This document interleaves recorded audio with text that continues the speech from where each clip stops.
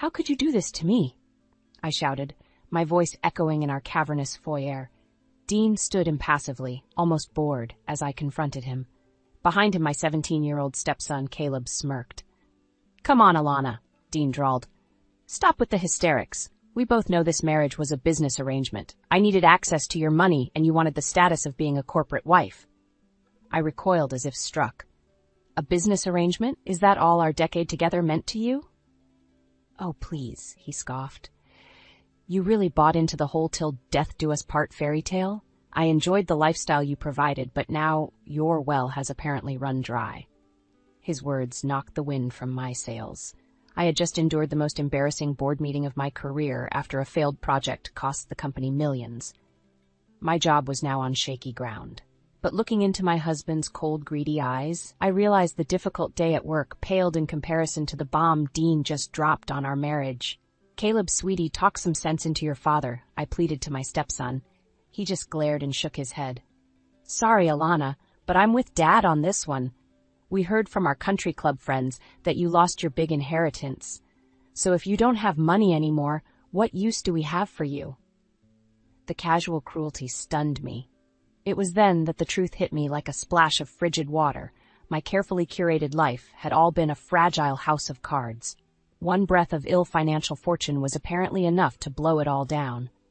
Rage and adrenaline stirred my shock into action. If cold hard cash was all that mattered to them, so be it. "Get out," I hissed through gritted teeth. Confusion flashed across Dean's face. "You can't kick me out of my own house." "The hell I can't," I cut him off. "This is my name on the mortgage, remember? You wanted access to my good credit for this palace, and since all you care about is money, consider our little business arrangement terminated." I marched over to the front door and held it open. "I'll expect you both to be gone by morning. My attorney will deliver the divorce papers next week." Dean's lip curled derisively. "You'll regret this, Alana." I stepped forward until we were nose to nose. "The only thing I regret is wasting years of my life on a shallow, greedy coward like you. Now get out before I have you removed." For a second, Dean stared at me incredulously. Then, with a final sneer, he brushed past me out the door, Caleb trailing obediently behind. As soon as the door slammed shut, the adrenaline fueling my bravado evaporated. With shaking hands, I slid down the wall until I collapsed in an undignified heap, ragged sobs tearing from my throat. Rock bottom. After years of tirelessly climbing the corporate ladder, here I was, job in jeopardy, marriage in tatters, alone in this echoing mausoleum I used to call home. Used to being the operative phrase, because tomorrow I would start over. Rebuild.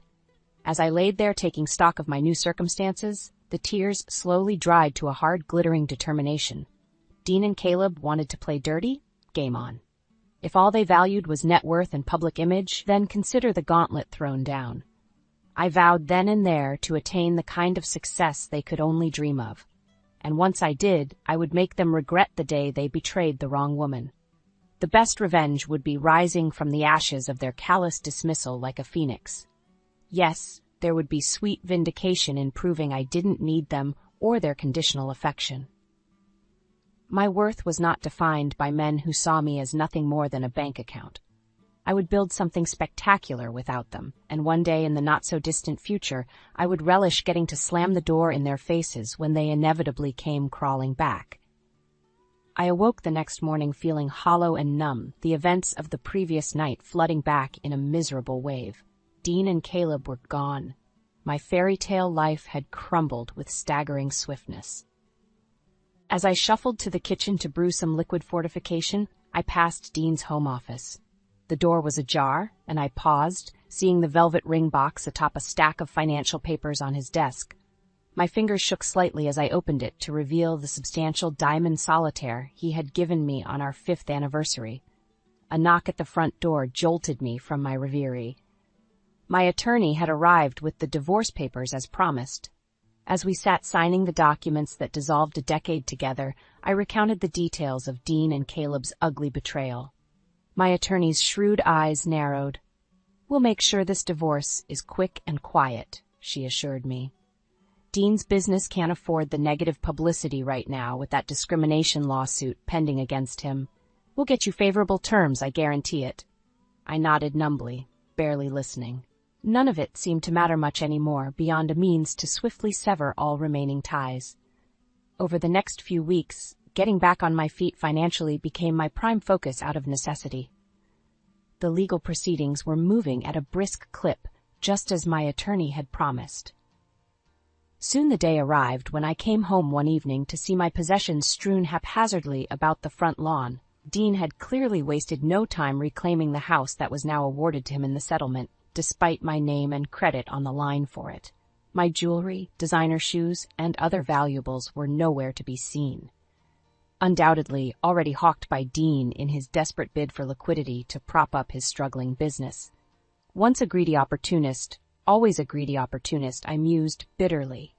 As the moving truck packed up my clothes and lone pieces of intact furniture to take to my new small apartment, I stood across the street staring numbly at the only home I had known for over a decade now, occupied by strangers.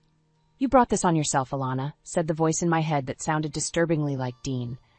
"This is what happens when you don't take care of those loyal to you." An icy rage stirred in my gut. "Oh, don't worry, Dean," I thought venomously. "You'll soon see exactly what happens when you betray someone like me. I vow to rise from these ashes and regain everything I lost 100-fold without you. Just you wait, you reptile. My day of redemption will come." Over the next year, I shed everything about my old life, the luxury clothes and cars, the country club memberships, the circle of wealthy friends and socialites. I funneled all time and energy into resuscitating my career, slowly regaining my standing. Meanwhile, Dean's downward spiral continued as his business crumbled under the weight of discrimination lawsuits and increasingly poor leadership. Last I heard, he sold his Mercedes to cover payroll and moved into a small rental apartment much like mine. As for Caleb, the golden child, without my financial largesse, he had to withdraw from his Ivy League college dreams only one semester in. Dean could no longer afford even community college tuition. The updates on my erstwhile family's misfortune arrived via mutual contacts still in our social orbit. I received the news of their troubles with cool indifference. The scales of justice seemed to finally be balancing. My climb upward would soon intersect their fall. And intercept them I shall. I resolved anew each morning.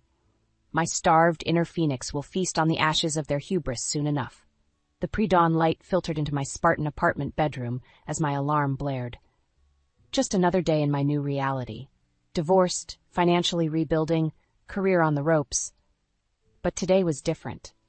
Today was the launch presentation for Project Helix, the brainchild I had tirelessly devoted myself to over the past 18 months since the implosion of my marriage. Its revolutionary genetic testing algorithms for cancer diagnostics represented my professional phoenix rising from the ashes. I had handpicked a brilliant team and leveraged every business connection and favor accumulated in my long career to secure funding and top lab partners. Everything was on the line today: my reputation, my finances, my future.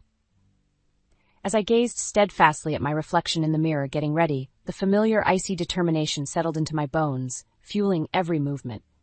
My resolve hardened into an impenetrable shield. Today signaled a new beginning on every level. The presentation was a resounding success, garnering impressive investor commitments and glowing media coverage.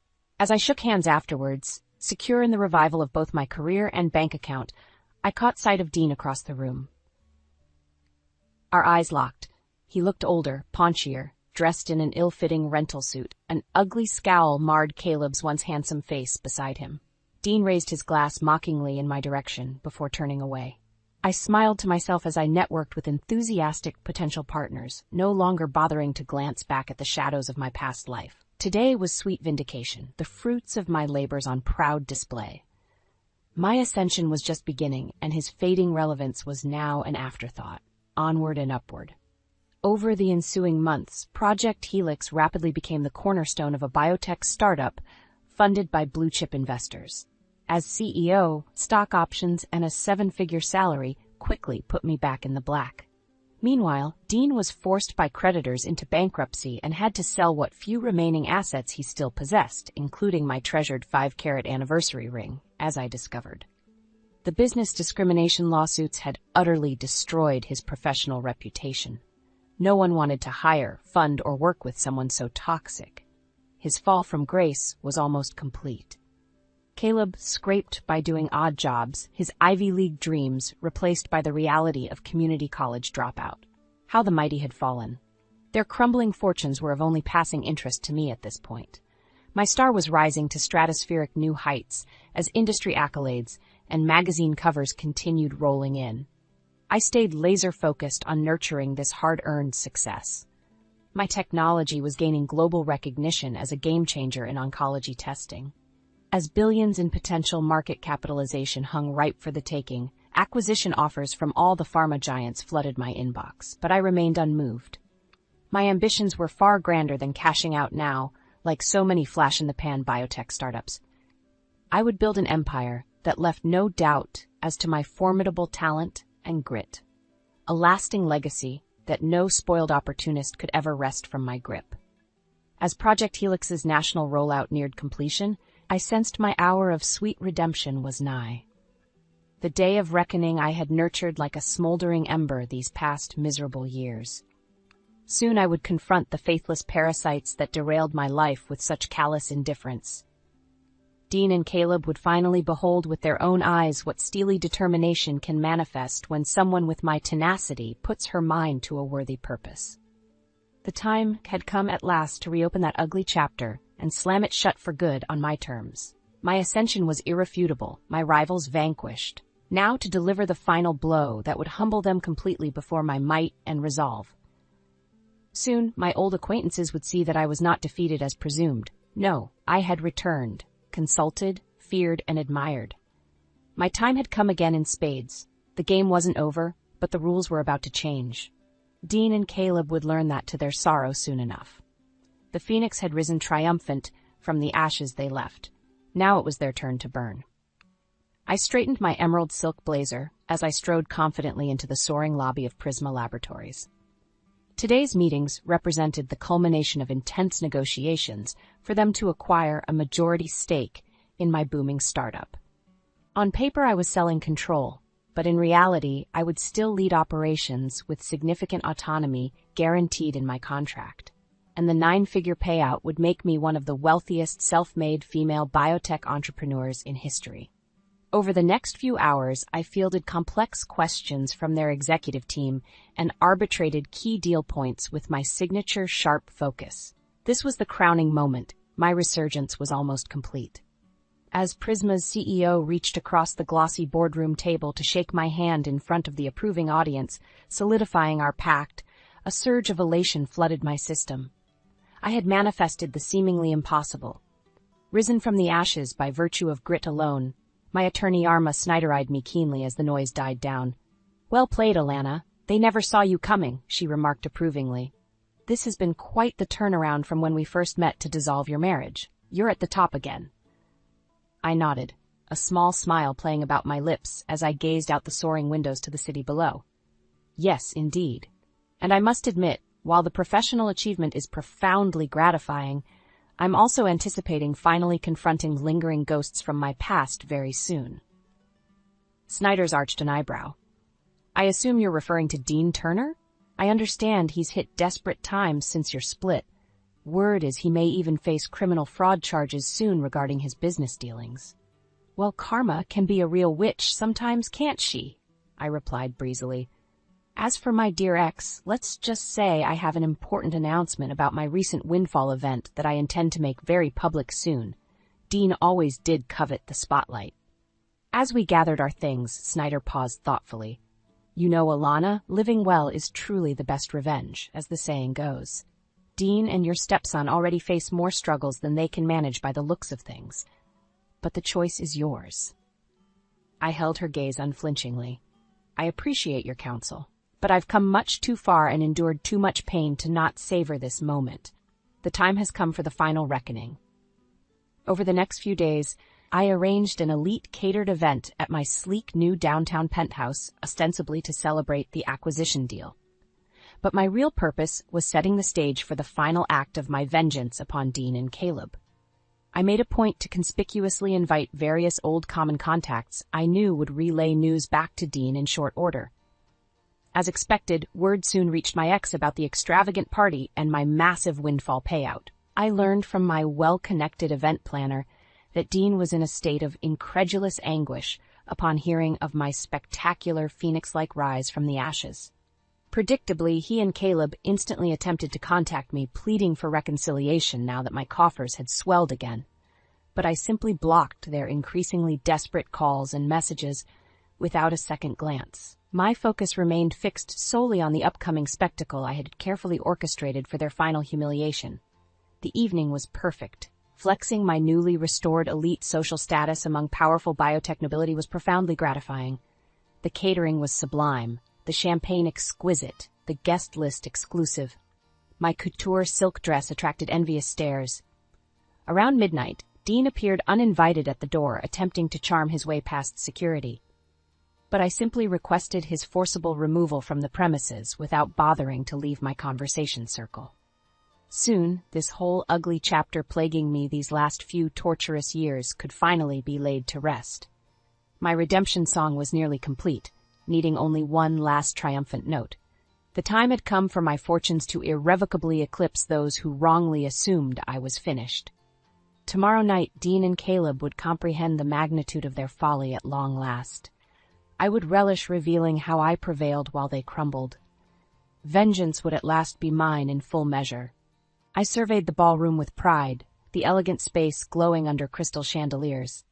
Tonight represented the pinnacle, the culminating spectacle during which I would regain control of the narrative that Dean and Caleb tried to write when dismissing me as irrelevant.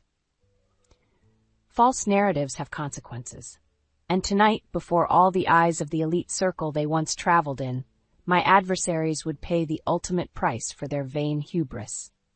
From behind the velvet curtain, I glimpsed familiar faces in the growing crowd.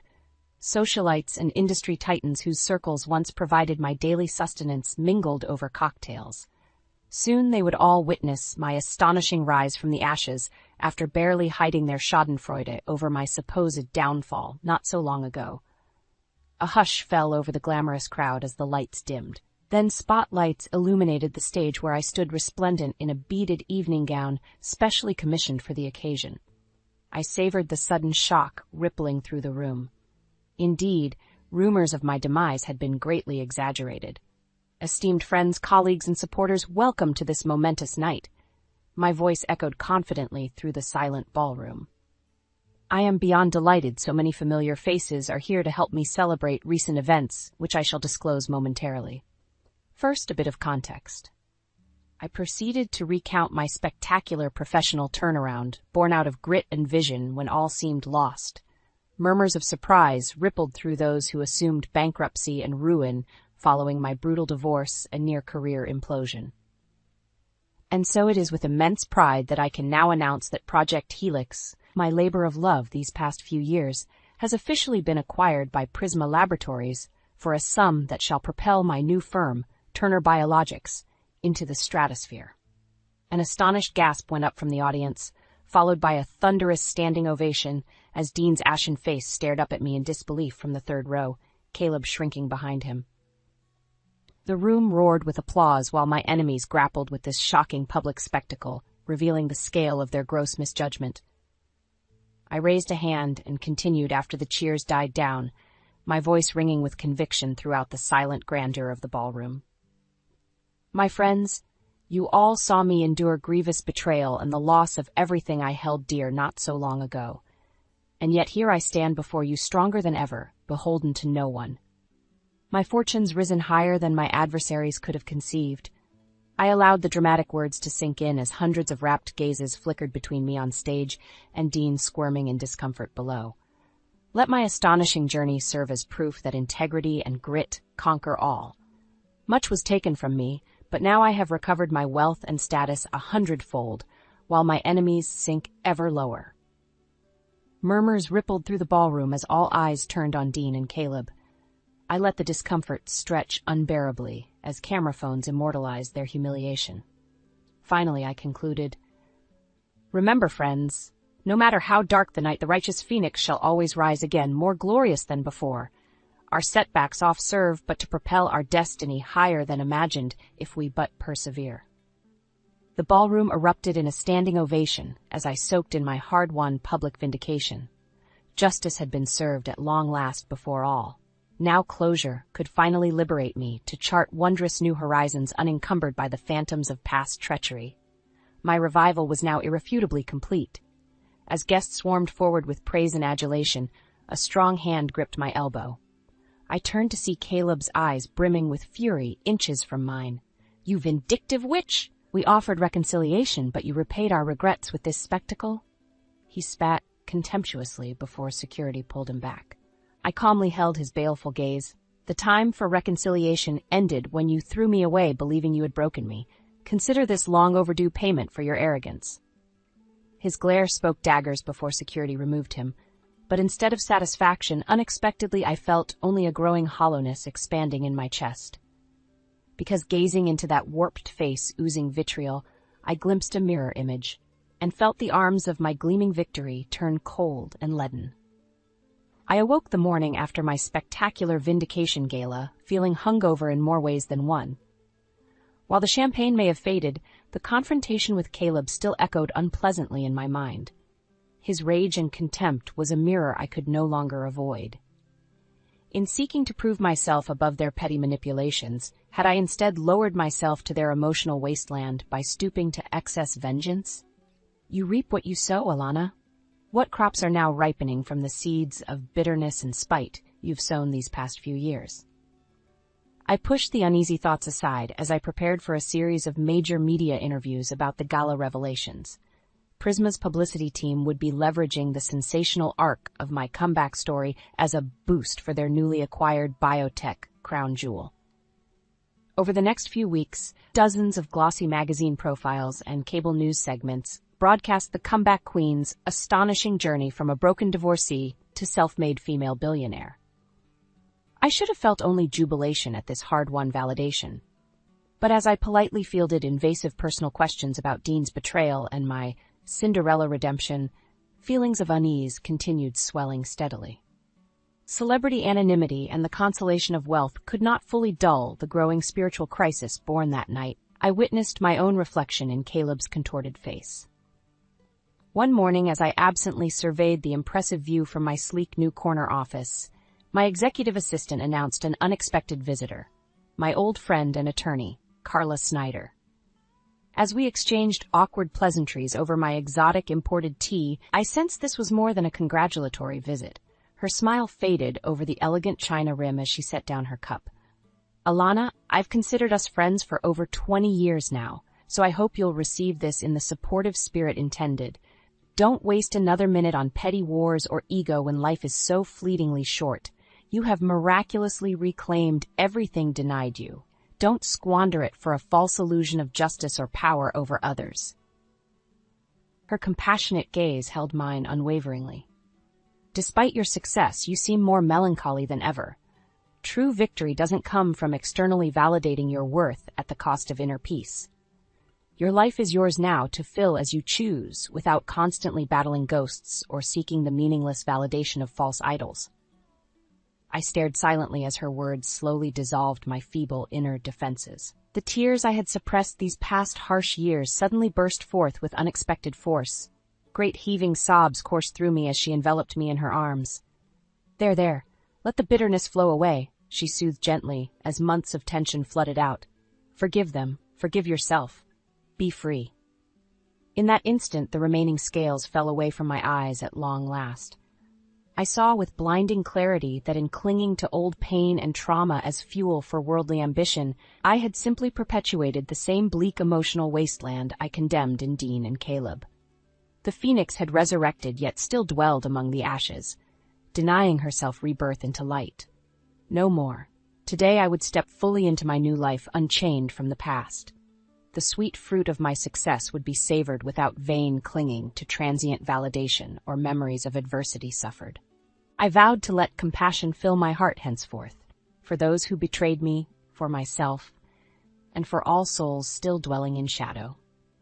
My remaining years would be a testament to the resilience of the human spirit when we turn from darkness into light. I took a slow, deep breath as I surveyed the familiar surroundings of my sleek corner office one last time. Today was my final day as CEO after selling the remainder of my shares in Turner Biologics. It was time to embark upon the next chapter of my life on my own terms, unshackled from past scars or vain ambition. The acquisition had made me tremendously wealthy beyond my wildest dreams. More importantly, it gave me the freedom to walk away while still young enough to explore impactful new horizons focused on uplifting others. My assistant entered hesitantly, interrupting my reverie. "Mrs. Turner, your ex-husband Dean is here insisting he be allowed to speak with you urgently." I sighed, shaking my head wistfully. Even now, at the bitter end, he persisted, trying to charm or manipulate his way back into my good graces after recognizing the full extent of his folly. Perhaps after years inhabiting bleak emotional wilderness devoid of genuine human bonds, even someone as warped as Dean felt the occasional flicker of regret. "Escort him in, please," I requested calmly. I had nothing left to prove or fear from the faded, humbled man who entered moments later. His expensive attire barely concealed a gaunt, weary frame much aged from heavy drink and despair. This closing conversation was long overdue for both our sakes. Dean cleared his throat awkwardly. "Alana, I know neither words nor deeds can undo the harm I've caused. But for whatever it may be worth now, I wanted you to know I fully comprehend the magnitude of my reprehensible betrayal after you showed me only love and loyalty." His eyes glistened with rare emotion. "When you needed my support most vulnerable, I utterly failed and reveled callously in your downfall. Please believe me when I say few regrets have ravaged me more painfully than this. You deserved far better." I studied Dean's anguished face quietly as he awaited judgment he knew could never fully absolve the past. Had roles been reversed, would I have found compassion sooner without clinging to bitterness and hubris as fueling false strength? Did we not both lose our way, chasing empty validation once affection died? "Dean," I spoke gently at last, "nothing can alter what choices we made when anger and pride blinded us. But having walked long miles in those shoes myself, I understand how easily we forfeit our humanity, grasping at petty wins." I stepped forward and lifted his chin tenderly so our eyes met fully. True victory lies not in worldly wealth or defeated rivals. No, it springs from cultivating understanding and wisdom to halt the cycle of pain. From there flows the peace and freedom to lift up ourselves and others. This I have learned, thanks to the very bitterness and treachery that I once deemed unforgivable. Dean scrutinized my face wordlessly as long dammed tears streamed down his haggard cheeks. I clasped his hands warmly, wordlessly conveying the forgiveness long overdue between us both.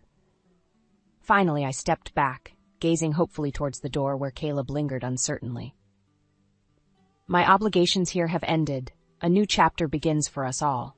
Choose wisely where you walk hereon, friends, not just for your own sakes, but for those who need your light." With an encouraging smile, I turned away, then without hesitation or backward glance. The limousine waiting below whisked me towards tropical azure waters, and the blank canvas awaiting my vision for a new future, centered not on vainglory but service. For this precious chance to paint life anew, I owed immeasurable debts to protagonists of adversity now fading into memory. The phoenix had risen irreversibly from sullen embers. Shedding that tattered past with forgiveness, my resurrected wings now bore me gladly aloft towards horizons bright with purpose. Today was the first dawn where victory's glowing warmth finally filled me true from within, and I reveled joyfully in skies no longer darkened by lingering ghosts.